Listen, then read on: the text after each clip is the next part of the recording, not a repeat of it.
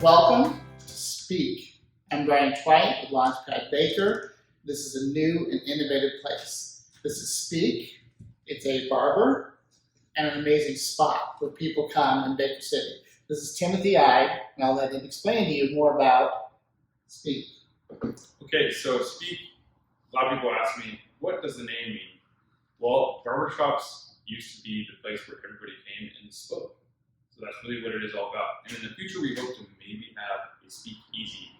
So that comes from that too. So that's a barber and spot. So a spot is a place where you hang out. Speak is a place that you speak. That's it. It's really simple. So since you've been here, you've done some amazing community things that have given you amazing positive reviews. Two of the things that really stand out is one, your commitment to veterans. Explain that.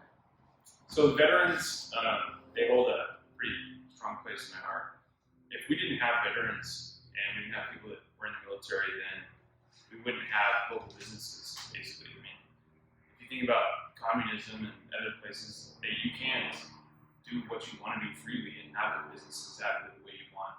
And the veterans, so that's why we have a veterans wall, where the veterans need to sign on there.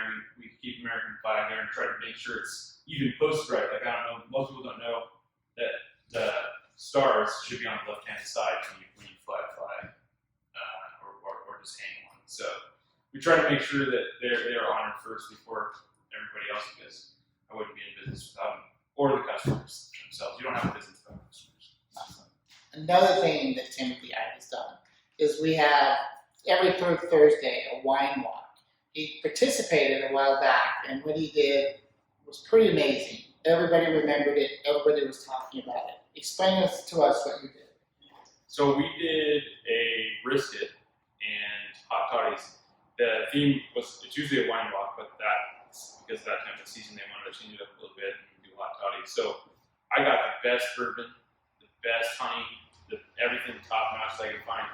And I really wanted to just like let people come in and try something great. And we had a veteran actually come, Chris McCullough, which he's the kind of guy that would just, give his shirt to you right off his bat. He went out, he got up at like 2 o'clock in the morning and started smoking that brisket for like 12 hours just for the people to come in and have a good time, because he enjoys barbecuing and he wanted to do something for me too. He's a volunteer firefighter in the community, and I bought all the meat for him, and I knew that was his hobby. So I bought all the meat for him and said, look, I know you love to do this, so let's do this for you so you can further your hobby. Someday he would he wants to be a business owner too, and someday have a barbecue shop. So that was kind of like one of the things. So I was like, hey, you'd like to build up your Facebook, let's get you out here and you can pass out some cards and stuff too. And it was I thought it was a great way that we could rid of community over here, say hello, and just I wasn't trying to show anybody up and make it better, but we kind of tried it. It was pretty awesome. The meat was fantastic. It's worth a lot of stuff. You left an amazing impression, and people remembered you for it. Thanks. So Timothy, here at Speak, you're an entrepreneur. That's what we're all about, is supporting entrepreneurs. You chose to start this business. So how long have you been here? Week and a half before Thanksgiving. So you're coming up on your first anniversary. Any plans? Oh, yeah, we better do something now that you say it. Pressure's on. I better keep it secret. It's got to be bigger than the last event we had, right? So starting a business is always scary. As you went through the process, what's the first thing when you first opened that you wish you knew before? Opening business here. Now that you asked that, the electrical was so outdated, especially in Baker City. All of these buildings are really old, so you are going to run into that kind of thing easy. We had to put in an extra 5 or 6 outlets, and being that this was a barbershop before, and then the last business was a coffee shop, and all this wood was in here, we really just had to redo the floors to make them so they were washable and sanitizable, and the countertops, and then this place was like magically perfect. It was almost like it was meant to be. So just finding the right location is really important. One of the great things about having a known place is people are used to going there. There's a place where you get your hair cut. But what do you bring that's different to the table? Because you're much younger, you're making a much more contemporary environment, you're supporting the community. What do you bring that's different? That's a good question, because that's really what I think about the most when I open up a business, is to be different and make people understand that they're welcome. Really, I try to think about every detail. It's important. When a person walks into your place, they are going to experience pretty much psychologically something that's going to last with them the rest of the day. It could be a week, it could be a month, and that's going to either make a good review or a bad review. Your music's important, the lighting's important. The music is especially important. Like, you can't play like hardcore rap or screamo rock, because you have to be neutral. You have to think about who you are selling to. In a town like this is a country town, and people love rock music. They love, community. So you play music pertaining to them. You sell products pertaining to them, but they also want something a little bit different. So you got to try to think of, how can I tweak my shop to sell to the market, but also at the same time make it so they still are like, this is new and fun. This is what I tell everybody, because I talk about business a lot in the shop. I always try to encourage people to start a business, and it's probably overbearing sometimes. My best piece of advice is to take out a piece of paper and pencil. Without that, you can't start a business. You need to sit down and write your goals, from the smallest to the largest, every single time, and then check them off. It even could be buying paper clips to be organized. Every single detail needs to be crossed and checked. And that's really the easiest way to get started with a business. Once you have it on paper, then you pretty much have a business in place.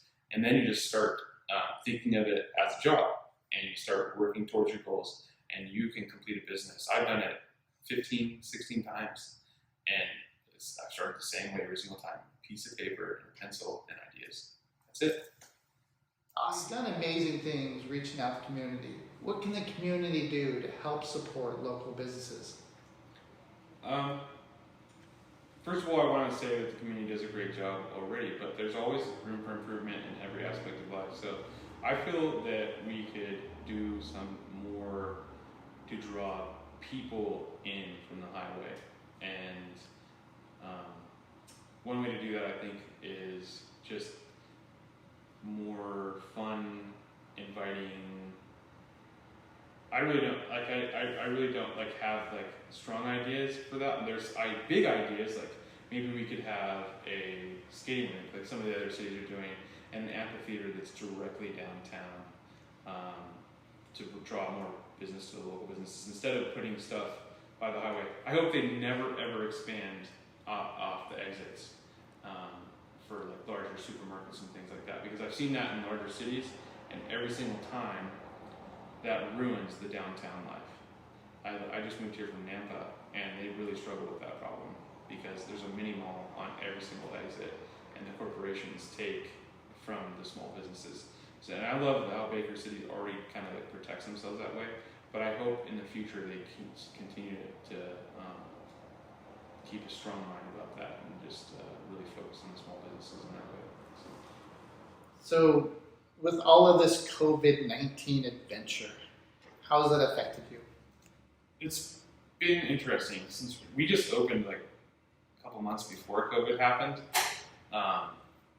We've had to change things over and over again. I think that caused a lot of problems, especially with Barbershop. People are really looking for consistency. They want to make sure the barber's there all the time when you need them. And having to change our hours and having to change to appointments from walk-ins and just all this back and forth and stuff has slowed us down quite a bit in recent days. And I hope that we can just get back to some sort of normalcy so that we can show that we are consistent. And I think that's going to be the big key for our business here. So you have an app for people making appointments. Where do they go to get onto that app? So that's Booksy. You can download the app, and it's on every single platform. So Android, and on the Apple, whatever is out there. I don't know if BlackBerry is still around, but it's old people stuff, right? But they can download it. It's just Booksy. Booksy. It's a blue circle with a cursive black B. But if you want to go direct, there's a link you can go to Speak, which is the name of the barbershop.booksy.com. Or we have another barber here, and he's also works here, but his Booksy account is jodythebarber.booksy.com. And those are really easy. You can just simply pick your time, your day that you want to go, and that's it. It's just very user friendly, and we hope that people use that. Thank you again for spending time with us at Speak, a barber, and the spot.